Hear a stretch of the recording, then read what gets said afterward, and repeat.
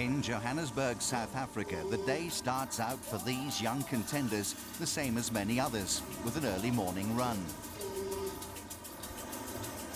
However, in a city where a third of the 3 million population lives in the townships of Soweto and Alexandra, escaping a life of poverty is no easy walk in the park.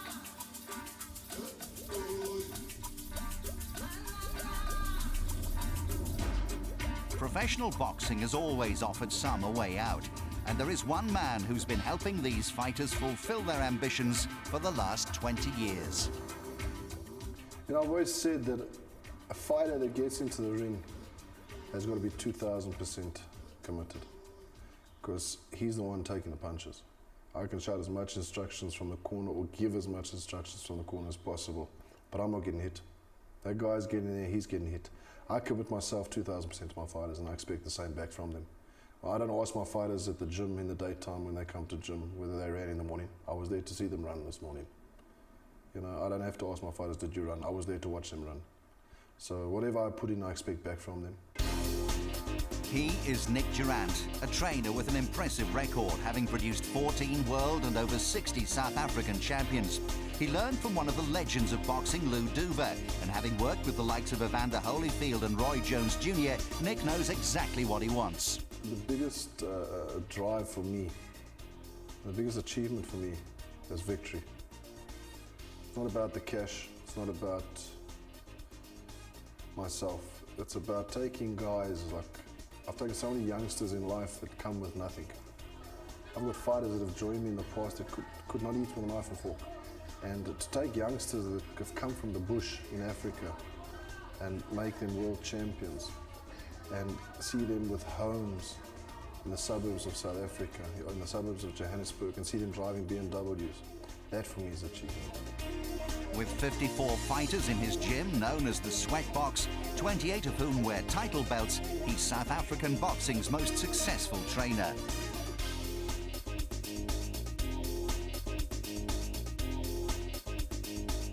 In 1995, he trained Sugar Boy Malinga to South Africa's first WBC world title when he defeated Nigel Benn for the super middleweight belt. And in 2001, he was in Hasim Rahman's corner when he knocked out Lennox Lewis for the world heavyweight title in a fight dubbed the Thunder in Africa. There's a secret to the recipe in KFC. You know, there's a secret to the recipe of Nick Durandt. I think it's hard work, it's willing, it's dedication. It's discipline, you know, and I try and install that in all my fighters. And I'm the first in my gym to tell a fighter if he's not cut in the grade to go and play soccer. Nick gave up a soccer career with Wits University when he was younger to take up boxing. Now he's looking to build on his success this year with IBO bantamweight champion Silence Mabuza by preparing Africa's only 5-time world champion Cassius Baloyi for his IBF junior lightweight challenge against the champion Nzonke Fana. He's aware that it takes more than just hard work in the gym to be a top fighter. So I think it's very important that a fighter has a personality and charisma in the ring. Apart from obviously being a great fighter, you know, you can get great fighters in the world that you can go and watch, and they're not knockout artists, they're just good boxers.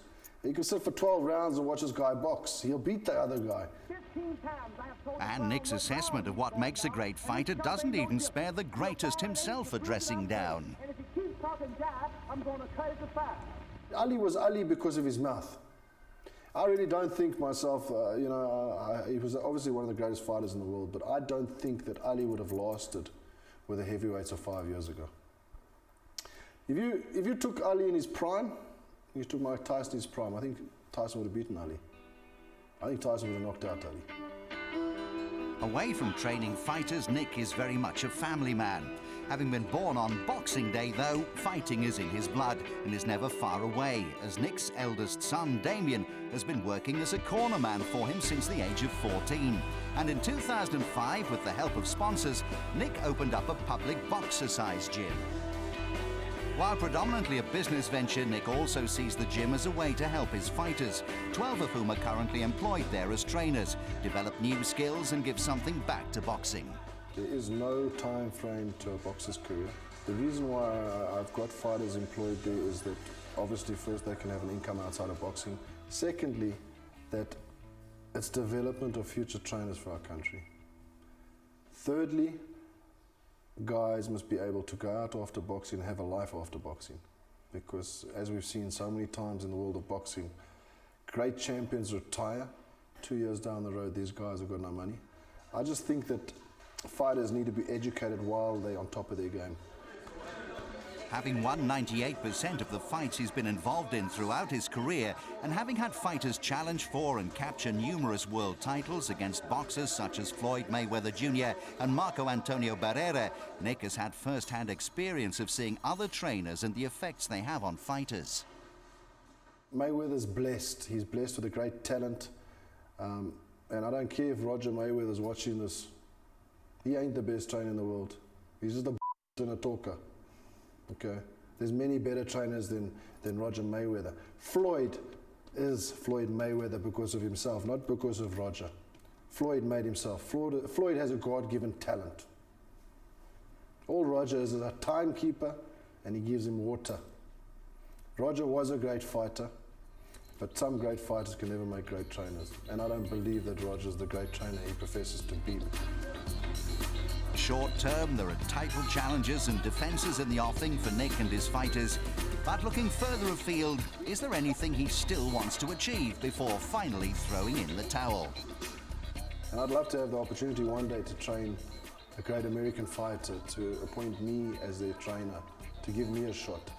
I would like to set my goals, is to train a marquee fighter that can walk out in the main event at MGM Grand or Madison Square Garden, you know. And I've had WBC world champions, I've had IBF world champions, I've had world champions in every organisation.